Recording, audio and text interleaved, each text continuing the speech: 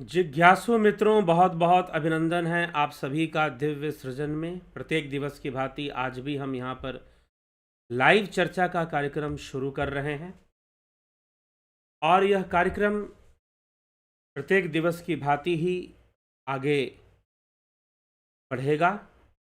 आज का विषय है स्थिर बुद्धि कैसे बने। स्थिर बुद्धि कैसे बने। जी हाँ, बुद्धि की स्थिरता कैसे प्राप्त हो। कुछ कारणों से थोड़ा विलंब से कार्यक्रम शुरू हो रहा है, लेकिन अब यह कार्यक्रम शुरू हो चुका है। आप कार्यक्रम के साथ जुड़कर इसका पूरा पूरा लाभ उठाइए। ठीक है, तो चलिए स्थिर बुद्धि की ओर हम चलेंगे, समझने का प्रयास करेंगे कि स्थिर बुद्धि कैसे बनेगी, स्थिर बुद्धि हमारी कैसे होगी। तो यह जो पूरा जो अध्याय है, दूसरा अध्याय श्रीमद् भगवत गीता का दूसरा अध्याय, इस अध्याय का नाम है सांख्य योग नामक अध्याय। क्या नाम है? सांख्य योग। तो सांख्य योग नामक जो अध्याय है, सांख्य योग की क्या विचारधारा है? सांख्य योग की विचारधारा है कि प्रकृति की विषमता तीन तत्व के रूप में प्रकट होकर सबसे पहले महत तत्व को प्रकट करती है, अर्थात बुद्धि को प्रकट करती है। बुद्धि का कार्य क्या है? बुद्धि का कार्य है भेद करना। और भेद कैसे करेगी बुद्धि? तो जब विषमता होगी, जहां समता होगी वहां पर भेद करने के लिए कुछ रहेगा नहीं। जब समता होगी तो वहां पर भेद करने के लिए कुछ रहेगा नहीं। तो बुद्धि का काम है डिस्क्रिमिनेट करना, भेद करना, अलग अलग चीजों को पहचानना। जहां सब कुछ बराबर हो जाएगा, इक्वल हो जाएगा,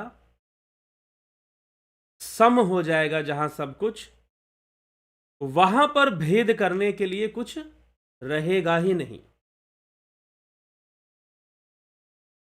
तो अब बुद्धि की चंचलता, अब यहां पर एक और विषय है कि आप यह भी कह सकते हैं कि मन का चंचल होना, बुद्धि का चंचल होना, बुद्धि का स्थिर होना, मन का स्थिर होना, क्या अलग अलग है? जी नहीं। बहुत सारे लोग इस विषय को लेकर कंफ्यूज रहते हैं, जबकि योग सूत्र में हमने स्पष्ट किया है। जैसे कि चित्त शब्द का प्रयोग हो रहा है, तो मन, बुद्धि, अहंकार, इन तीनों के साथ ही चित्त का प्रयोग हो रहा है। चित्त के अंतर्गत ये सब आ गए, मन भी आ गया, बुद्धि भी आ गया, अहंकार भी आ गया। तो जब भगवान श्री कृष्ण यहां पर बुद्धि की स्थिरता की बात कर रहे हैं, स्थित प्रज्ञ की बात कर रहे हैं, स्थिर बुद्धि की बात कर रहे हैं, तो उसके अंदर मन भी आ गया, अहंकार भी आ गया, सब आ गया। ठीक है, अब अलग से ये प्रश्न मत बना दीजिएगा कि भाई ये तो आपने बुद्धि की स्थिरता बताई, मन की स्थिरता बताई। ऐसा लोग प्रश्न कर चुके हैं। इसीलिए मैं आपसे कह रहा हूं कि यहां पर अब यह प्रश्न मत करिए कि भाई मन की स्थिरता कैसे होगी, हमें तो मन स्थिर करना। अरे एक ही बात है, जब तक बुद्धि स्थिर नहीं होगी तब तक मन स्थिर होने का कोई मतलब ही नहीं है, प्रश्न ही नहीं उठता है। तो आपको जो स्थिर करना है वो बुद्धि को ही तो करना है ना। इंद्रियों से जो भी अनुभूतियां हैं वो कौन ग्रहण कर रहा है? बुद्धि ही ग्रहण कर रही है। तो यह विषय पहले समझ लेना चाहिए। अब बुद्धि का अस्तित्व कैसे हुआ, सांख्य शास्त्र के अनुकूल हम इसको समझेंगे। सांख्य फिलॉसफी के अकॉर्डिंग, जिन लोगों ने फिलॉसफी कोर्स किया है उनको सांख्य का संपूर्ण लेक्चर दिया जा चुका है, व्याख्यान मिल चुका है। तो सांख्य क्या कहता है कि प्रकृति में एक विषमता से तीन गुणों में विषमता आती है और उससे महत तत्व विकसित होता है, बुद्धि तत्व विकसित हो जाता है, जो भेद करेगा। तो भेद की संभावना कहां पर है? जहां विषमता है वहीं तो भेद संभव है, और जहां समता है वहां पर क्या भेद करोगे? वहां पर भेद करने के लिए कुछ रहेगा नहीं। तो वैसे ही बुद्धि की चंचलता बहुत अधिक है, क्योंकि अनेकों विषमताएं हैं, और विषमताएं 3 गुणों के हैं। 3 गुण, सतोगुण, रजोगुण, तमोगुण, इनकी विषमताएं हैं। कभी रजोगुण बढ़ता, कभी सतोगुण बढ़ता, कभी तमोगुण बढ़ता, कभी हम पर सतोगुण हावी, कभी हम पर तमोगुण हावी, तो कभी हम पर रजोगुण हावी। यह प्रक्रिया चलती रहती है तमोगुण, रजोगुण, सतोगुण की, और उसी में बुद्धि अपना कार्य करती है। बुद्धि को वही आधार मिलता है। अगर इन 3 गुणों की विषमता ना हो तो बुद्धि रहेगी ही नहीं। फिर तो बुद्धि को तो कोई आधार ही नहीं मिलेगा फिर अस्तित्व में बने रहने का। तो बुद्धि अस्तित्व में तभी बनेगी जब विषमता प्राप्त होगी, जब विषमता मिलेगी, और 3 गुणों से विषमता मिल रही है। 3 गुणों से विषमता मिल रही है। जब तीनों गुण सम हो जाएंगे तो समता आ जाएगी, फिर तो कुछ रहेगा ही नहीं। तो यह भी हमें विचार कर लेना है, समझ लेना है। और योग का लक्ष्य क्या है? समत्व की प्राप्ति। योगस्थ कुरु कर्माणि संग त्यक्त्वा धनंजय सिद्धया असिद्धयो समो भूत्वा समत्व योग उच्यते। समत्व ही योग है। समता की प्राप्ति ही योग का उद्देश्य है। सम हो जाना ही योग है। आप सम हो जाइए, आप समता की प्राप्ति कर लीजिए। आप जब तक आप जो कुछ भी करते हैं अपने शांति के लिए करते हैं, अपने सुख के लिए करते हैं, शरीर के स्वास्थ्य का वर्धन करते हैं। आजकल योगा का जो ज्यादा महत्व है वो मन को शांत करने के लिए कम है, शरीर के लिए ज्यादा है। मतलब कि जो समाज में जो प्रचलित योगा है, योग नहीं योगा है वो, तो वो जो है वो देह के लिए ज्यादा है। देह में अच्छी बेंडिंग आ जाए, अच्छी फ्लेक्सिबिलिटी आ जाए, उन सब चीजों के लिए अधिक है, मन के लिए बहुत कम है। लेकिन सत्य तो यह है कि जब बात मन, बुद्धि, चित्त, अहंकार की हो रही है तो उनकी समता की बात होगी। और बुद्धि की समता, बुद्धि का अस्तित्व है 3 गुणों के भेद से, और उन 3 गुणों के भेद के कारण इंद्रियां इस संसार का अनुभव करती हैं और अनेकों विचार उत्पन्न करती हैं, अनेकों वृत्तियां उत्पन्न करती हैं, और यह वृत्तियां विकसित होती रहती हैं। कोई वृत्ति सतोगुण के वशीभूत है, कोई वृत्ति तमोगुण के वशीभूत है, कोई वृत्ति रजोगुण के वशीभूत है, राजसी गुण के वशीभूत है। जी हां, और यह वृत्तियां चलती रहती हैं हमारे अंदर। स्थिति कैसी हो जाती है? तालाब में बहुत सारे लोग पत्थर फेंकें तो उस तालाब में अनेकों तरंगे निकलती रहती हैं, अनेकों तरंगे निकलती रहती हैं। अब भला वह तालाब शांत कैसे होगा? शांत तो वो हो नहीं पाएगा। अब उसको शांत होने के लिए कि भाई बाहर से लोग पत्थर फेंकना बंद करें, या तो लोग मान जाएं, या फिर तालाब के अंदर कुछ ऐसा सिस्टम हो जिससे कि तालाब अपने आप को कवर कर ले और बाहर की कोई चीज उसके अंदर प्रवेश ना करे।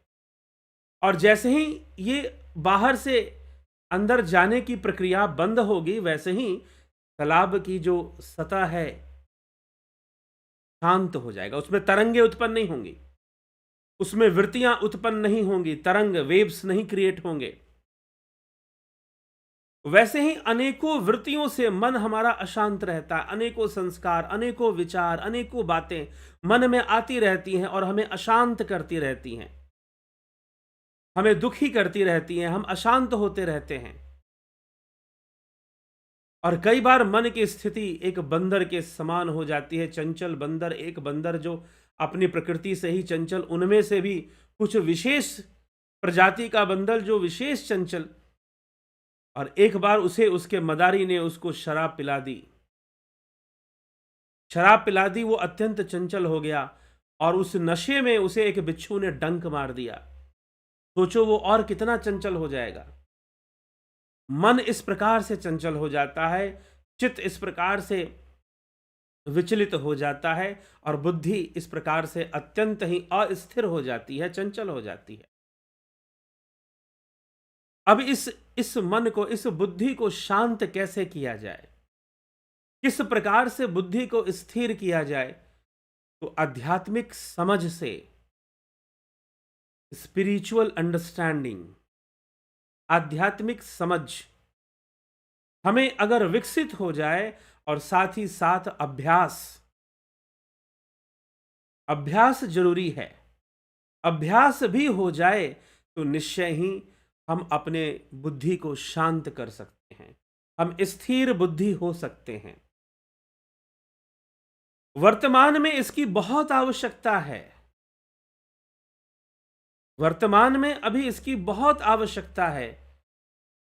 अभी पीछे मुझे एक, कुछ महीनों पहले की बात है, एक महिला ने मुझे फोन किया।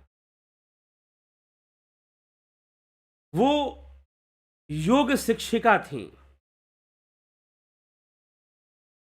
योग शिक्षिका मतलब योगा टीचर वो हैं, मान्यता प्राप्त।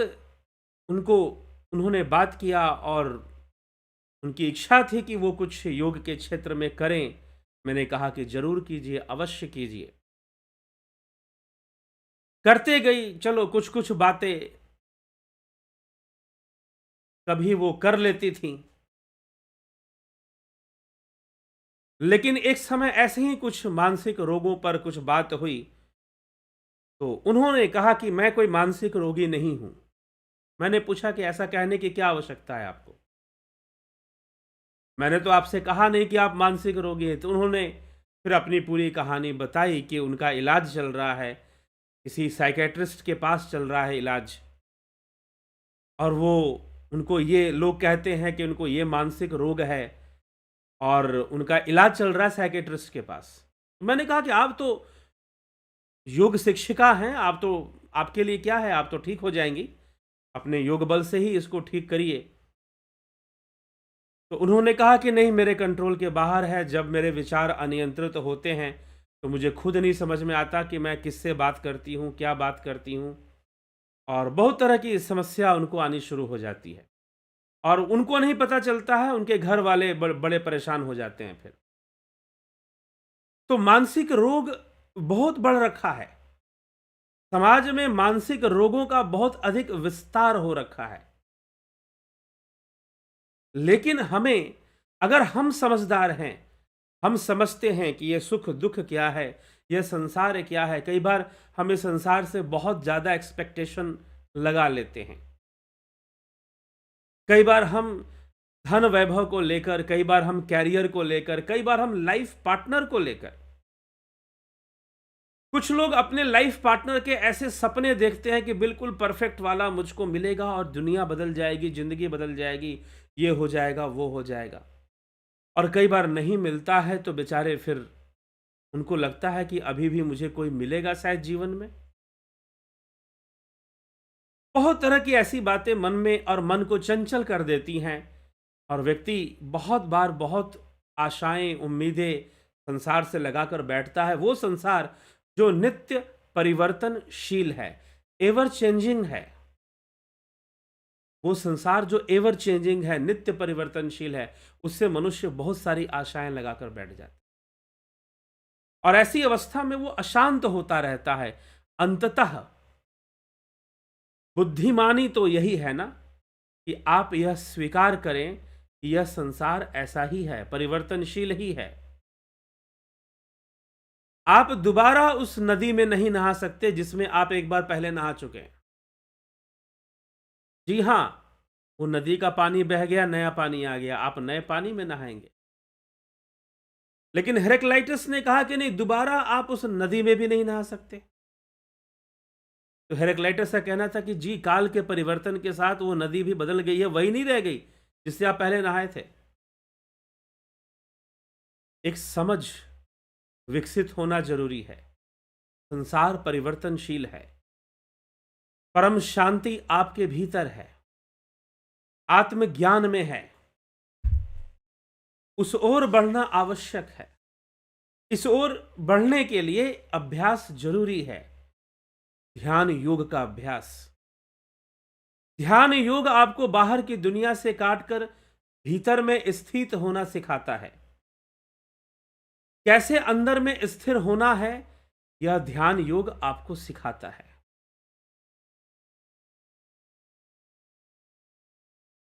ठीक है,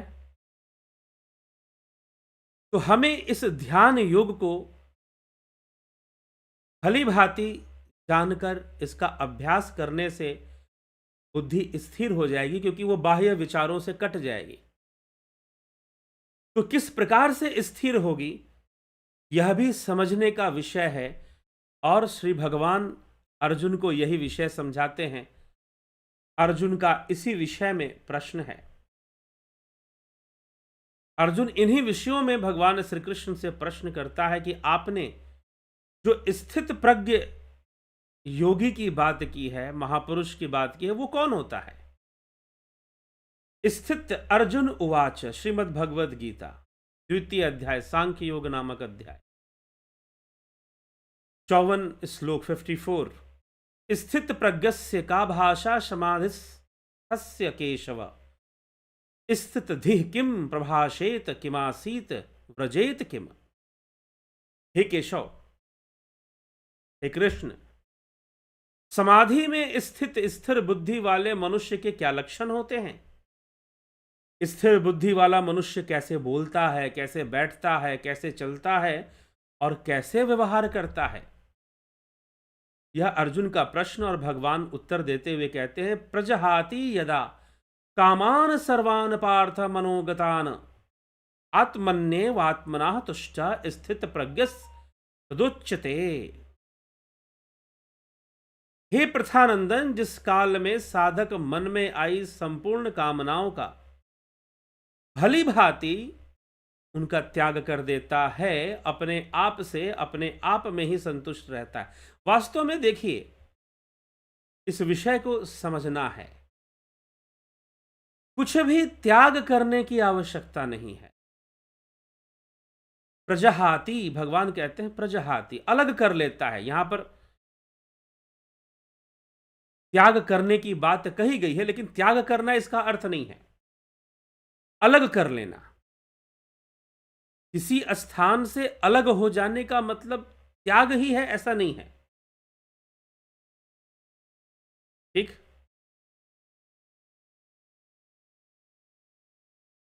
तो हे अर्जुन, मन में आई संपूर्ण कामनाएं और संपूर्ण विचार जो आते हैं, अपने आप को उनसे अलग कर लो।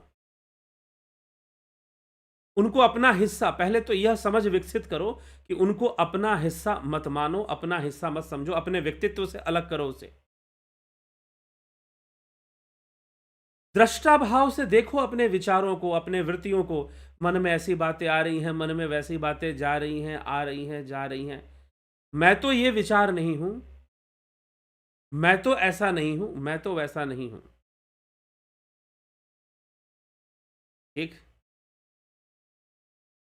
अपने आप में ही हो जाओ। आत्मना आत्मनि एव तुष्ट तदा स्थित प्रज्ञ उच्यते।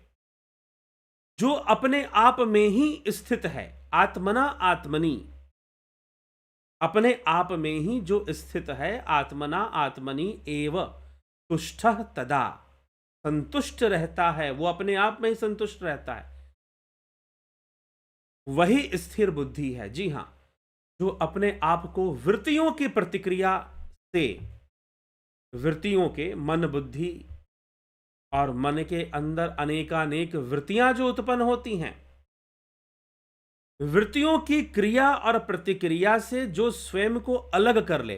अब अलग कैसे करेगा, प्रश्न ये है। ये सबसे बड़ी बात है। इतना तो आपने सुन लिया, समझ लिया कि वो अलग कर ले। कैसे अलग होगा? अपनी आत्मा में ही स्थित हो जाए, अपने मन बुद्धि अहंकार को अपनी आत्मा में ही स्थित करे। यही उपाय है अलग होने का, यही तरीका है। जबरदस्ती अलग नहीं हो पाओगे। यही स्वामी राम तीर्थ के जीवन की एक घटना है। स्वामी राम तीर्थ देश की आजादी से पहले, स्वतंत्रता से पहले, 1947 से पहले, लगभग 20-25 साल पहले, उन्होंने उनके जीवन उन्होंने समाधि ली, जल समाधि ली थी, लेकिन वो लाहौर में उनका जन्म हुआ था। तो स्वामी राम तीर्थ जो थे, उन्होंने निर्णय लिया कि मैं सेब नहीं खाऊंगा, सेब मुझे बहुत लालची, मेरे मन को सेब जो है विचलित करते, मन को सेब विचलित कर देते हैं, मैं सेब नहीं खाऊंगा। तो उन्होंने प्रण लिया मैं सेब को देखूंगा भी नहीं, और जब मैं देखूंगा नहीं तो मन में खाने का लालच पैदा नहीं होगा और मैं बच जाऊंगा। तो इसे हम कहेंगे वास्तव में त्याग। लेकिन यहां अलगाव नहीं हुआ है। वास्तव में जिस वस्तु का आप त्याग करते हैं उससे आप अलग नहीं हो पाते हैं, क्योंकि त्याग की भावना बनी रहती है कि मैंने इस चीज को छोड़ दिया है। तो त्याग की भावना बनी रहती है, और वो त्याग की भावना उस वस्तु से अलग होने नहीं देती है। मैंने ये छोड़ दिया, मैंने वो त्याग दिया, त्याग नहीं है, यह त्याग नहीं है, यह तो बंधन है। यहां पर इस त्याग में भी बंधन है। मैंने ये छोड़ दिया, मैंने वो छोड़ दिया, मेरा ये, मेरा वो, यह भी तो एक बंधन है। तो ऐसा त्याग नहीं। तो योग मार्ग यह नहीं कहता कि आपको छोड़ दो, आप बस अपनी आत्मा में स्थित होने का हुनर सीख लो। आप अपनी आत्मा में स्थित होने का ज्ञान प्राप्त कर लो, आत्मा में स्थित होने की प्रतिभा जान लो, टेक्निक जान लो, युक्ति जान लो, तकनीक जान लो, और उसका अभ्यास करो। वह तकनीक ही ध्यान योग है। आप अपने भीतर ही स्थित हो जाइए, आप अपनी आत्मा में ही स्थित हो जाइए। ठीक है, वो जो तरीका सीखने की जरूरत है, और ध्यान योग वही है कि कैसे हम अपने भीतर जाकर स्थित हो जाएं। और जब हम अच्छे से अपने भीतर स्थित हो जाएंगे तो बाह्य जगत से अपने आप संपर्क टूट जाए।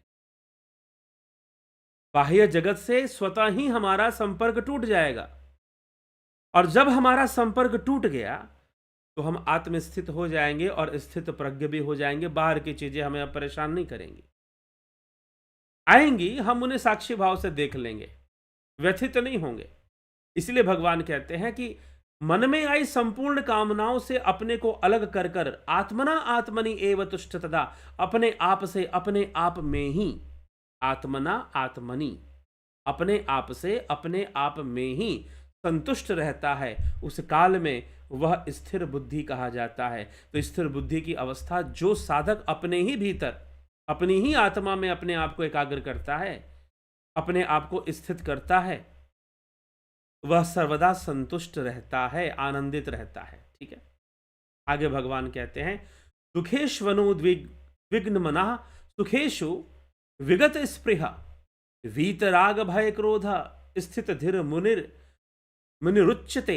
दुखों की प्राप्ति होने पर जिसके मन में उद्वेग नहीं होता, दुखेशु अनुविघ्न मना सुखेशु विगत स्पृहा वीतराग भय क्रोध मुनि स्थिति उच्यते।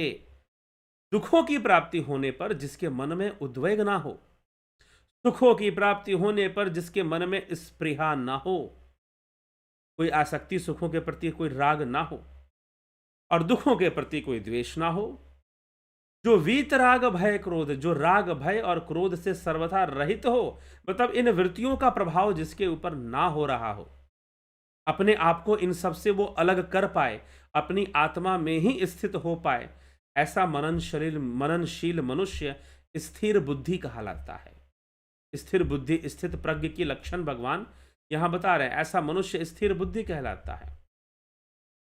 सर्वत्र अनिभिस्नेह यह ततत शुभाशुभम प्राप्य न अभिन्धन्ति न द्वेष्टि तस्य प्रज्ञा प्रतिष्ठिता। यह सर्वत्रान विस्नेह हस्त तत्प्राप्य शुभाशुभम।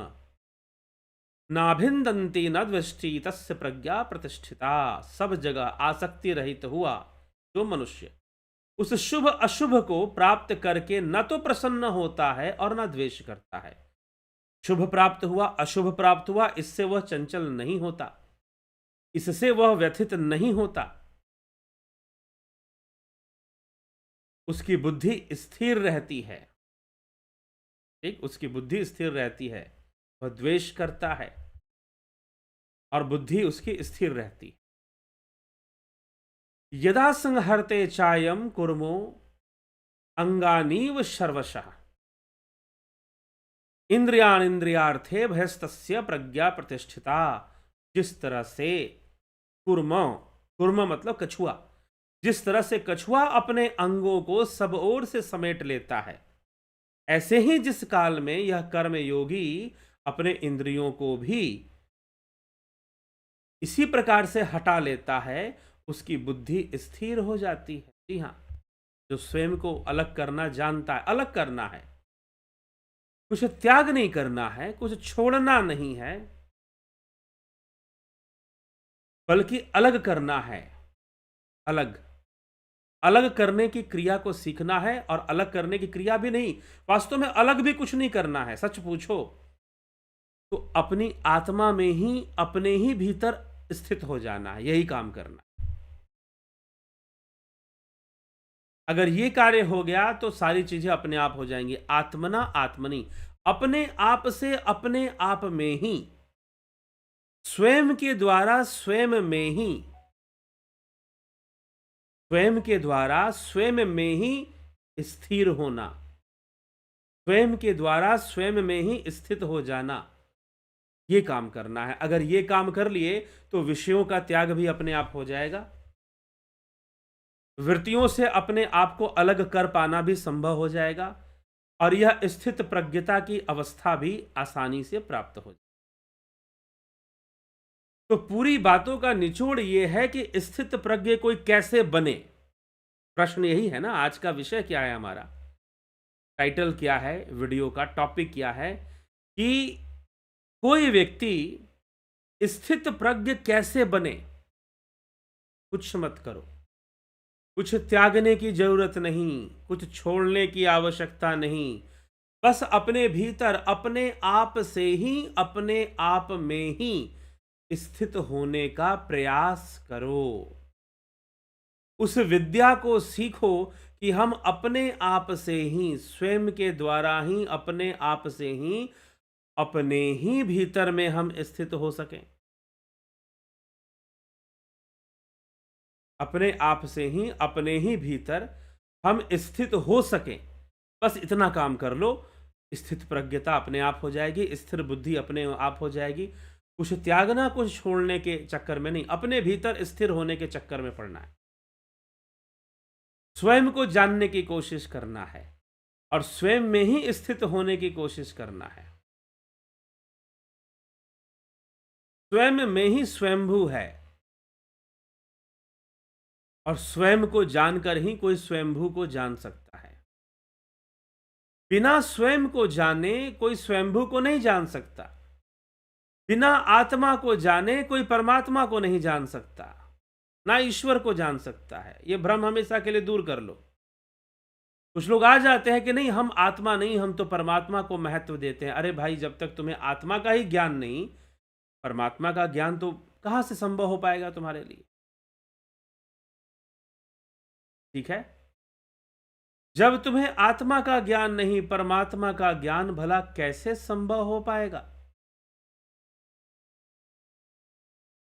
नहीं हो पाएगा फिर तो।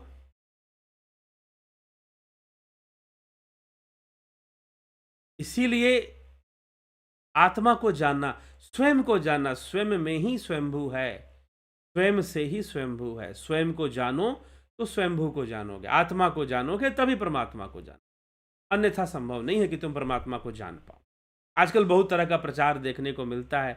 कोई कहता है कि ये परमात्मा है, वो परमात्मा है, कोई कबीर को परमात्मा बता रहा है, कोई शिव बाबा को परमात्मा बता रहा है, कोई अपने गुरु जी को ही परमात्मा बता रहा है। अरे भाई, बिना आत्मा को जाने परमात्मा का ज्ञान संभव नहीं है। आत्मा के रहस्य उद्घाटन से ही सारे रहस्य प्रकट।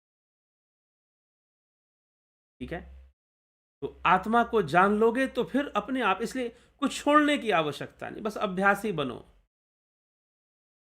अपने आप को कछुए की तरह समेटना सीखो, बस दैट्स ऑल। कछुए ने कुछ त्यागा नहीं है, बस उसने अपने आप को अपने में ही स्थित कर लिया है। बाहर से अपने इंद्रियों को समेटा, अपने पैरों को, और एक जो कवर लगा है ना, उसके मोटा सा कवर जो हथौड़ी मारने से भी नहीं टूटने वाला, आसानी से उसके अंदर अपनी पूरी बॉडी को समेट लेगा भाई। अब ऊपर से जिसको जो वार करना है करते रहो, लाठी भी मार दे तो भी उसको छेद नहीं पाएगा, उसको तोड़ नहीं पाएगा। उसके पीठ के ऊपर जो इतनी मजबूत शेल होती है, कवर होती है। ठीक, वैसे ही अपने आप से अपने आप में ही स्थित हो जाओ। स्वयं से ही स्वयंभू को प्राप्त हो जाओ, स्वयंभू में जाके स्थित हो। तो स्वयं से ही करना पड़ेगा, और इसी से स्थिर बुद्धि हो जाएगी अपने आप। जब आपने ऐसा कवर कर लिया चारों तरफ से, तो अब बाहर से कोई तालाब को अगर कवर कर दिया गया, अब कोई पत्थर मारे, अब पत्थर जाएगा ही नहीं अंदर, तो तालाब तो शांति से रहेगा ना। फिर वैसे ही आपका चित्त, आपका मन, आपकी बुद्धि भी शांति से रहेगी। फिर जब कोई विचार या वृत्ति रूपी, कोई कामना रूपी या विषय रूपी कोई पत्थर उसमें ना जाए। आपने रोकना नहीं है कि पत्थर ना आए, बस अपने आप को अपनी जगह पर रखना है। अपने आप को, अपनी आत्मा को अपनी ही आत्मा में, अपनी ही आत्मा से स्थिर करना है। बस हो गया, इसी से स्थिर बुद्धि प्राप्त हो जाएगी, स्थित प्रज्ञता प्राप्त हो जाएगी। क्योंकि बाह्य जगत से नाता संबंध खत्म होते ही आप स्थिर बुद्धि को प्राप्त होना शुरू हो जाओगे। ठीक है जिज्ञासु, तो यह मुख्य विषय था कि स्थित प्रज्ञ कोई कैसे बनेगा, स्थिर बुद्धि कोई कैसे बनेगा। इसी विषय पर आज हमने यह चर्चा की है। और यह कैसे बनेगा, तो जो ध्यान योग का जो कोर्स है वो इसी उद्देश्य से है। ध्यान योग starting from 20 December 2022, duration 1 month, guided meditation, transcendental meditation, spiritual healing. Join Jupiter and Sun membership. Contact 9661802459। आप ज्वाइन करना चाहते हैं, इस कॉन्टैक्ट पर आप संपर्क कर डिटेल ले सकते हैं। तो ध्यान योग वह टेक्निक है, ध्यान योग वह युक्ति है, ध्यान योग वह प्रोसेस है, जिससे कि स्टेप बाय स्टेप जब आप साधना करोगे, प्रणव साधना करोगे, तो आप अपने ही भीतर एकदम ऐसी अवस्था में चले जाओगे, एकदम स्थिर, शांत। बाहर से कुछ विचार आएगा भी तो आपको ज्यादा छेद नहीं पाएगा, आपको ज्यादा परेशान नहीं कर पाएगा। धीरे धीरे वो निष्क्रिय होने लगेगा। बाहर के विचार आपके लिए ज्यादा कुछ नुकसान पहुंचाने में या आपके मन को विचलित करने में सफल नहीं हो पाएंगे। तो हमें इस प्रकार से विचार करना चाहिए, स्वयं को जानना है, स्वयं में ही स्थित हो जाना है। स्वयं में स्थित होने से ही कोई स्वयंभू को जान पाएगा और स्वयंभू कहला पाएगा। ठीक है, तो ध्यान योग नितांत आवश्यक है। अगर आप स्थित बुद्धि या स्थित प्रज्ञता या स्थिर बुद्धि को समझना चाहते हैं, बेहतर तरीके से समझना चाहते हैं, तो ध्यान योग हमें जरूर करना चाहिए। ध्यान योग का कोर्स 20 दिसंबर से शुरू हो रहा है। विलंब ना करें, ज्वाइन कर रहे, कुछ लोगों ने ज्वाइन कर लिया है, आप भी अति शीघ्र ज्वाइन कर इसका पूरा पूरा लाभ उठाने का प्रयास करें। ठीक है, तो अभी हम विराम की ओर चलेंगे। तो ध्यान योग का भी कोर्स है, साथ में प्राकृतिक चिकित्सा का कोर्स, प्राकृतिक चिकित्सा का कोर्स है। तो इसका भी अगर हम लाभ उठाएं तो यह भी योग के मार्ग पर हमारी बहुत सहायता करता है। और बिना दवा के, बिना दवा दारू इस्तेमाल किए, बिना ड्रग्स के, बिना केमिकल युक्त दवाइयों के आप अपना इलाज कर सकते हैं प्राकृतिक चिकित्सा से। तो only in naturopathy patients become doctor. तो यह भी कोर्स चलता है, 20 दिसंबर से यह भी शुरू होगा। अवश्य अवश्य आप इससे लाभान्वित हो। ठीक, तो जिज्ञासुओं कोर्स ज्वाइन करें, लाभ उठाएं, तो आगे हम चलेंगे। इस कार्यक्रम को हम विराम देख लेते हैं कौन कौन महानुभाव आए हैं आज। राकेश मराठे जी, बहुत अभिनंदन है। शंकर प्रसाद जी, सविता नायक जी, विक्रम सिंह जी, कन्हाई कुमार जी, राजू पाल हरि जी, पवन Kumar Gupta, Jagat Narayan, Shikhar Sharma, Babita Dhiman, spiritual with scientific proof, Ram Lakhan Rajput, Avani Pradhan ji, Nutan Bhatt ji, Arjun Bhai Chauhan जी, संतोष कुमार जी, राम निवास मीना जी, गोविंद प्रसाद नीमा जी, विनोद के सूद, AK त्यागी जी, भूप सिंह जी, विष्णु चंद्र मौर्य जी, हास राणे, रतन सिंह जी, राम विलास जी, घनश्याम सरोदे जी, अमन कक्कर जी, आशा रानी जी, श्वेता राय सिन्हा जी, बहुत बहुत अभिनंदन है। अजय नागरे जी, दया रानी जी, प्रभु दत्त शर्मा, जलाराम रायका, सुनिधि पाठक, श्वेता कुमारी, सुरजीत पात्रा, भिखु कुचाड़िया, माधुरी कोल्हे, विमल शाह, रमेश यादव,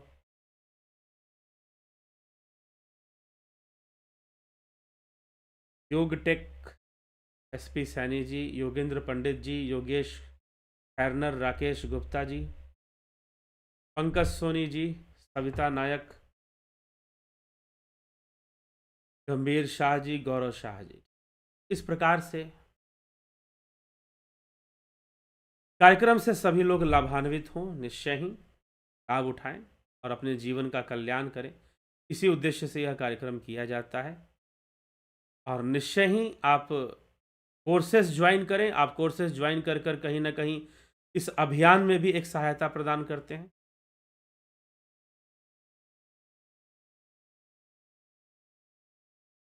तो चलिए इसी के साथ हम विचारों को विराम देंगे और कल फिर मिलते हैं लाइव चर्चा में 9 PM पर। आप सभी का बहुत बहुत आभार अभी के लिए।